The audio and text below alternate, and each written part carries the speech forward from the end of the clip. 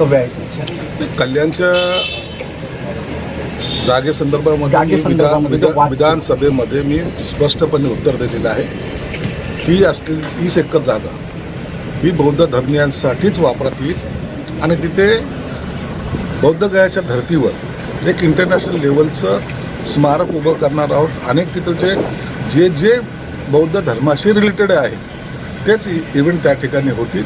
इतर कोणताही वाणिज्य वापर त्या जागेचा होणार नाही, म्हणून तिथं आता वाद राहण्याचं काही कारण राहिलेलं नाही. परंतु तिथे भलते जी आहेत त्यांचं म्हणणं आहे की आम्हाला म्हणजे विकास करायचा आहे आणि विकास हा आमच्या माध्यमातून झाला पाहिजे, म्हणजे बुद्धभूमीच्या माध्यमातून. एक लक्षात घ्या, एखाद्या सरकारी यंत्रणेचा पैसा वापरताना एक प्लॅन असतो, त्याच्यावर एक ऑर्गनायझेशन अधिकारी असतात, सर्व असतात. पैसा हा आता असा उचलून कुणाच्या हातात देत आहे आणि सरकार जेव्हा एवढं करोडो रुपये खर्च करेल त्याच्यावर किती खर्च होईल? मिनिमम 700-800 कोटी रुपये. हे कसं खर्च करणार तुम्ही? म्हणून ह्या यंत्रणेला तुम्ही मार्गदर्शन करा, त्यांना सपोर्ट करा. तुम्हाला त्याच्यामध्ये काय हवं आहे हे तुम्ही त्यांना सांगा आणि निश्चित तुमच्या तुम्ही सांगितलेल्या सूचनेची दखल तिथलचे सर्व अधिकारी काय मी स्वतः घेईल ना.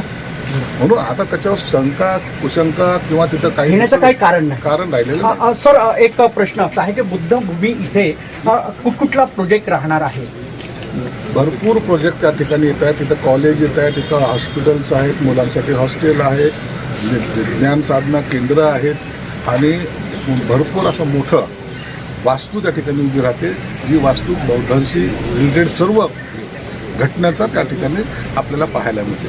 म्हणून ह्या सगळ्या गोष्टी फक्त आणि फक्त पॉझिटिव्हली आपण घेतले पाहिजे. त्याच्यामध्ये कोणताही वाद नको. सर, दीक्षाभूमीच्या जे आहे तो विकास खुंटलेला आहे आणि कुठेतरी महाराष्ट्र सरकार उदासीन आहे असं बौद्ध बांधवांचं म्हणणं आहे. असं काही नाही आहे. मागे जेव्हा पार्किंगचा विषय आला, बौद्ध बांधवांच्या तीव्र भावना लक्षात घेऊन आपण तो कॅन्सल केला. जवळपास 24 कोटी रुपये त्याच्यावर खर्च केले, आपण तो सोडला. आता 200 कोटी रुपयाचा आपण टेंडर काढला आणि तिथे PMC आता अपॉइंट झालेली आहे. मी मागेही सांगितलं की सिंगापूर आणि दुबईच्या धर्तीवर एक लँडस्केपिंग तिथं चांगलं होईल. इतकं सुंदर ते स्थळ आपल्याला करायचं आहे की आपले जे काही बौद्ध बांधव येतात त्यांना तिथं कुठेही हिरवं चांगलं दिसत नाही, कुठेही झाडाची काही नाही, तिथं काही सुविधा नाही. ते येतात, कुठेतरी झोपतात, कुठेतरी उठतात.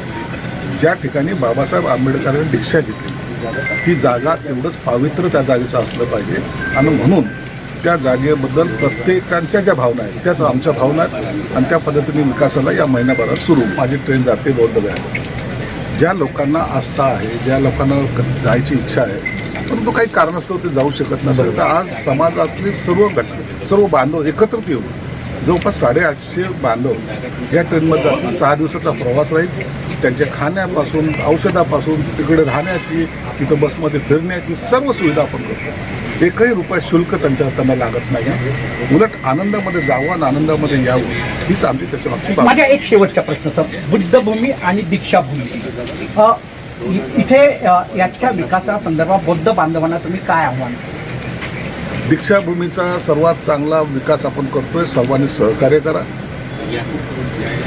बौद्धगयाला सुद्धा 10 एकर जागा घेण्यासाठी पुढच्या आठवड्यामध्ये मी बिहारला जातो. त्या मुख्यमंत्र्यांशी बोलून 10 एकर जागा त्या ठिकाणी सुद्धा घेतोय, जे बौद्ध बांधव तिथे जातात त्याच्या निवासासाठी.